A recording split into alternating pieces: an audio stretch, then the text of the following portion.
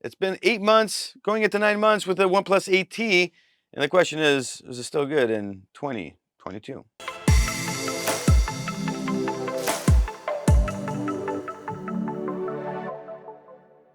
Welcome back to another video. My name is Nikos. Today we're talking about the OnePlus 8T, and is it still good in 2022? Primarily because of the price point. Right now, if you go on the website to get this phone, it's $349 on the OnePlus website in the States. Like, for a phone like this, for $349, if you have a cracked screen on your current phone, or the battery is dying out, or you're just having a million problems, $349 is nothing.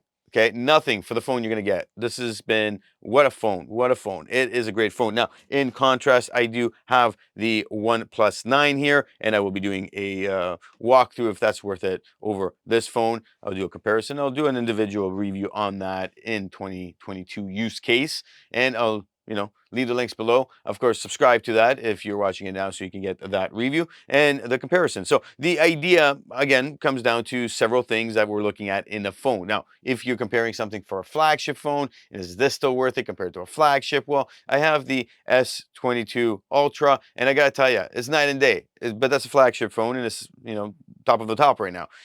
You're not gonna get the comparison there. Okay, so if you're gonna go for something like that, just go spend the money, go do what you need to do. This is for people that are like, I just need a phone and I need something that's good, and I don't want to spend a lot of money. For $349, this is it. This is it. Like, this is still great. It's going to last you still, and you're not going to have any issues. Now, when we're looking at this phone from a perspective of has it fallen? Now, I've been using this on and off with my mother, and she has dinged it up. It has not had any issues. We do have the TPU cover on it, so I'm going to replace that for her. And yeah, whenever I've used it, she's used it, no issues. She's loving it. I'm loving it. It gets you through 7 hours in a day. No issues if you're like really, really using it. And I mean, I use it, she uses it, but I use it way more when I do use it. Gets me through 7 hours. And that's awesome.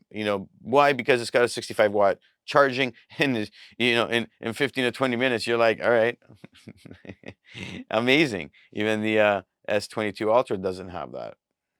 Right. So the thought is very simple. The battery is doing great on it, and the performance hasn't dropped.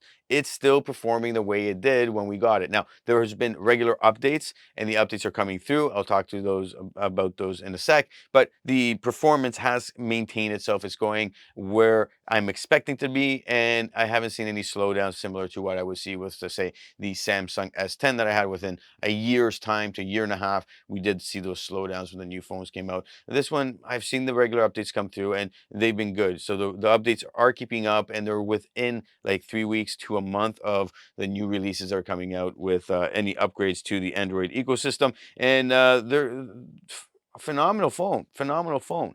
Okay, bottom line. And the idea of being able to be consistent and know that you have a good phone, and this is probably going to last another couple of years, what more do you need? Now, the 5G on this phone has been awesome. However, not like 100% in line with the 5G that I'm expecting. Now, that's because I'm in Canada. And if you are Canadian, I will make a separate video for it. But you do need to change your settings in the phone to get the proper 5G, to get the proper speeds. So, you got to change that preference mode in there. But other than that, it's been great. It's been great. Now, if you are in Canada and you're looking for 5G on the new 9 or 10, it's a little bit different scenario, and you can't really get it the way you think, and you're gonna have to play around with the bands. But if you have a network carrier like TELUS, it won't work. Like, it's crazy. So I'll make a separate video, of course. And other than that, like, pictures. Let's talk about pictures, because you're probably going to be thinking, hey, should I be going for the 9? Because the 9 right now is 529, and I'm going to talk to the pictures and then do a fuller in-depth review on this. But the pictures, you're not going to notice that much more. Let's be realistic. Unless you upgrade to the S22 Ultra or some other flagship, you're not going to see the difference. You're not. The pictures, they're good.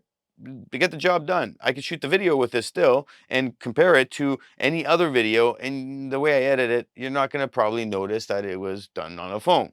okay? Unless you really have a keen eye on it. The average consumer won't. And when you're looking at the pictures that comes out of this, they're pretty good. They're not the best. Of course not, they're not the best. Don't expect the best. What I'm saying is if you're looking at it and you're saying to yourself, I'm going to go spend $349 for a phone, this will get the job done. And you're going to have some nice pictures, nice video, and things will go smooth. That's it. Done deal. And for $349, you can't lose. Did I mention this $349? Like, man. So overall, if you're thinking I just need a phone, I need a 5G phone, and I need something new, this is the phone. If you're thinking, hey, I need a little bit more, I will be doing a comparison with the OnePlus 9, and then I do have the S22 Ultra that I picked up because let's just say I got pissed off at TELUS, who's a network carrier in Canada, and I'm over at Rogers, another network carrier that, or monopoly that's moving forward here in Canada, doing its thing.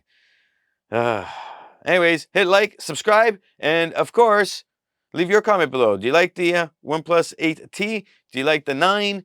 Do you think the 10 is worth it? Because we'll be talking all about these. But when it comes down to it, time, energy, and money, and a $349 phone, you can't lose.